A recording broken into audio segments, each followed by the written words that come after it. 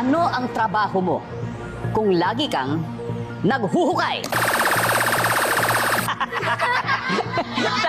Tanya, Wait lang yung sa ano.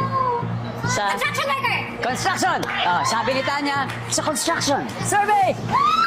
Oh! Tanya, pass or play, Tanya? Play. Play. Yes, ano ang trabaho mo kung lagi kang naghuhukay? Yung sa cemetery. Sorry, Mark, naabutan tayo ng buzzer. Ata, anong trabaho mo kung lagi kang naghuhukay? Magsasaka?